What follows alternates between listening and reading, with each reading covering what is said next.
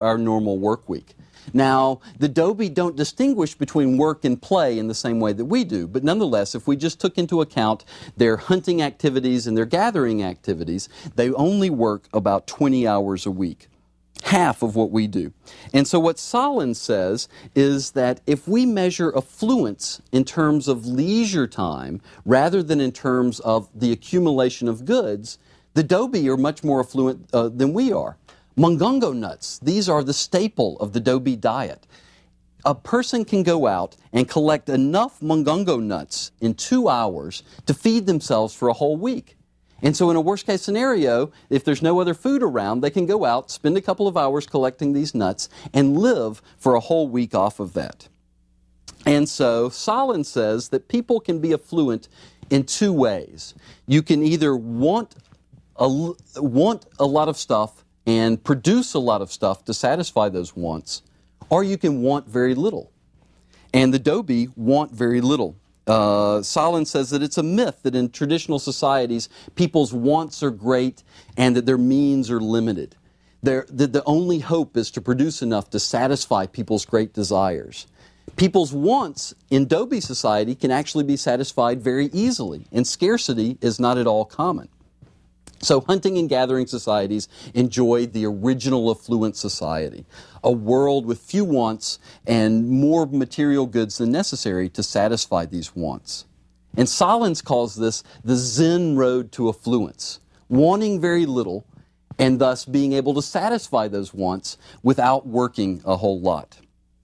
He also notes, interestingly enough, that as we move up the ladder of social complexity, and again, it's dangerous to think about bands, tribes, chiefdoms, and states as on an evolutionary scale, but if we did take it that way, as we move up this ladder of social complexity, the more evolved, the more complex civilizations get, we have a decrease in leisure time and a decrease in the importance of kinship ties and tight social networks.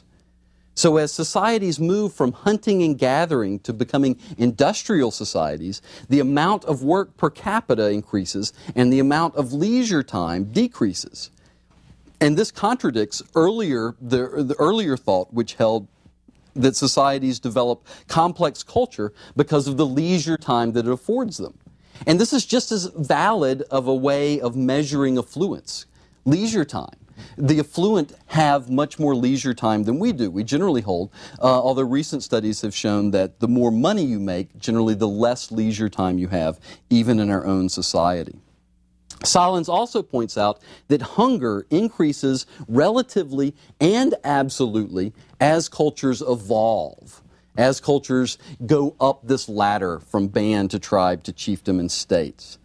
So evidence from the Dobie shows that even in the Kalahari Desert, one man's labor can feed 4 or 5 people. And this is more efficient than was French farming or U.S. farming in the mid-1940s and 1950s, for example.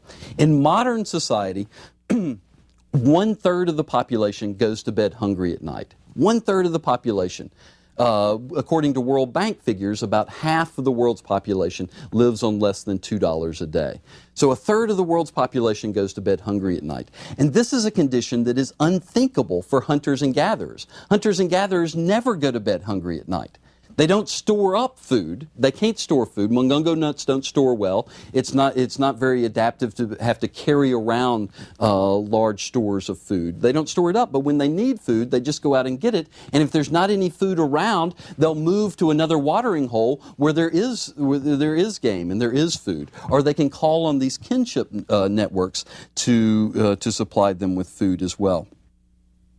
So if we look at affluence in terms of leisure time, once again, the Dobie and other band-level societies come out ahead. And this is the great irony of progress. As we've progressed, or as we've evolved, to use the terminology of the 19th century thinkers, as we've become more technologically advanced, a more complex society, we can produce more commodities and more goods, but we have less leisure time to enjoy them.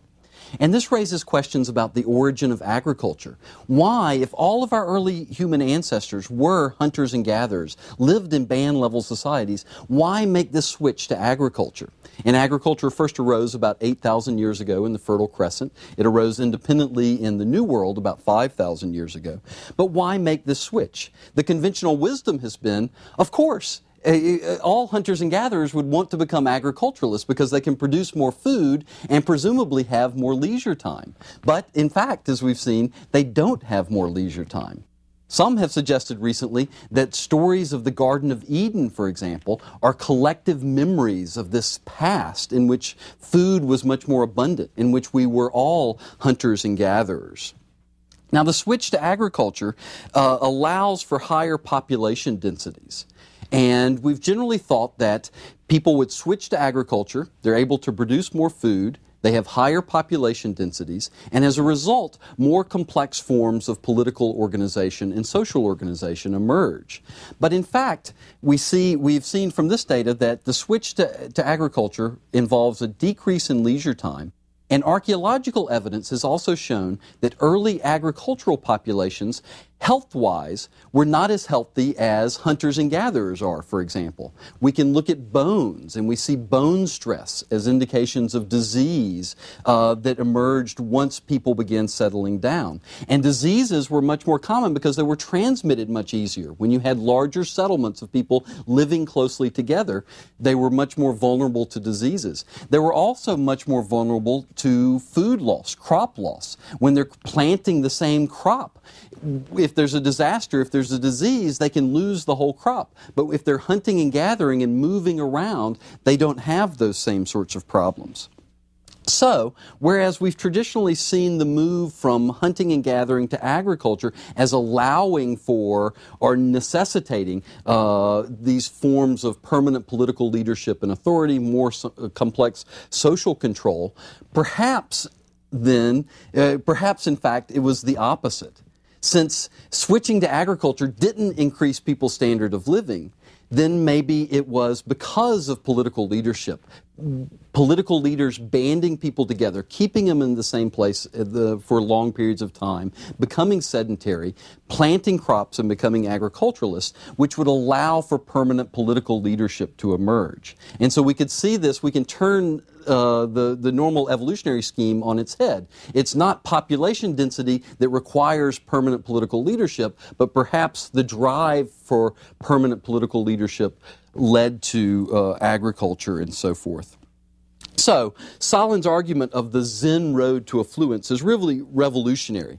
Band-level societies aren't the impoverished people that we once thought they were. And if we look at affluence in terms of other measures, and leisure time is just as valid of a measure as the accumulation of material goods, if we look at it in this sense, the Dobi are better off than we are. So far from being an evolutionary scheme in which bands lead to more complex and better, in some way, tribes leading to better chiefdoms leading to states, that's not the case. In fact, the Dobi, who we would put at the bottom of this evolutionary hierarchy, are better off in many ways than we are in our own society today.